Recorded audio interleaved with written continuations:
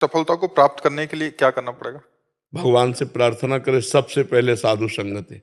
प्रथम भगति संतन कर संगा। सबसे पहली भक्ति भगवान के प्रेमी महात्माओं का संग। और दूसरी रति मम कथा प्रसंगा, दूसरी भगवान के चरित्रों का खूब स्वाध्याय करे, खूब श्रवण करे, खूब मनन करे। गुरुपद पंकज सेवा, तीसरी भक्ति अमान। श्री गुरुदेव भगवान के चरणों का आश्रय ले और मान रहित होकर गुरुदेव के चरणों की सेवा करे। चौथी भगत मम गुणगन करे कपट तज गान। चौथी भक्ति भगवान की लीला गुणों का कपट तज करके गान करे। कपट तज लीला गुण भगवान के गा रहे, रुपया चाह रहे।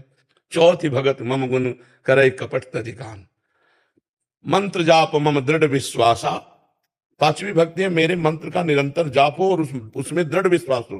पंचम भजन सुवेद प्रकाशा। छठदम शील विरत बहु कर्मा, निरत निरंतर सज्जन धर्मा। छठवीं भक्ति है शीलवान बने, सहनशील बने, चाहे जितना मान हो या अपमान हो, दुख हो या सुख हो, निंदा हो या स्तुति हो, समान भाव रहकर। छठदम शील, और बहुत से उन कर्मों का त्याग कर दे जो भक्ति विरोधी कर्म है। छठदम शील विरत बहु कर्मा और निरत निरंतर सज्जन धर्मा। जो संत महापुरुषों ने धर्मशास्त्रों में क्रियाएं कही है वही कर्म करना चाहिए, अन्यथा उन कर्मों का त्याग कर देना चाहिए जो भक्ति विरोधी कर्म है। बातों सब मोहिमय जग देखा, मोते अधिक संत कर लेखा। सातवीं भक्ति है सारे संसार को भगवान का स्वरूप देखना और भगवान से भी अधिक बढ़कर संतों को मानना। सातों सम मोहिमय जग देखा, मोते अधिक संत कर लेखा। आठों जथा लाभ संतोषा, सपने नहीं देखे पर दोषा।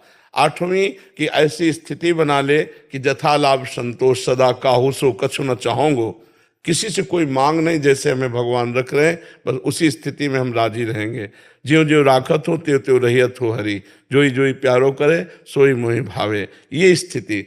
आठों जथा लाभ संतोषा, सपने नहीं देखे पर दोषा। स्वप्न में भी किसी के दोष न देखे। नवम सरल सबसन छलहीना। नवमी भक्ति है, पूर्णता है नवमी भक्ति। नवम सरल सबसल छलहीना। सरल स्वभाव न मन कुटिलाई, ये संतों का स्वभाव होता है। जो वाणी में वही हृदय में, वही क्रिया में, इसे ठीक आचरण कहते हैं। वाणी में कुछ है, मन में कुछ चल रहा है, क्रियाएं कुछ हो रहे हैं, ये कपटी पुरुष है। सरलता ये कि जो बोल रहा है वही आचरण कर रहा है, वही उसके मन में है। नवम सरल सबसन छलहीना, किसी से छल भरा व्यवहार न करे।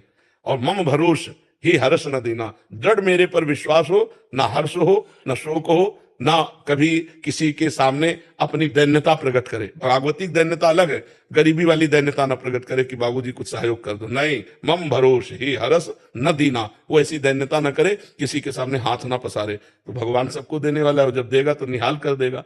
नौ माँ एको जिनके हुई, अगर नौवीं भक्ति में एक भी भक्ति किसी को तो उसका कल्याण हो जाएगा, उसका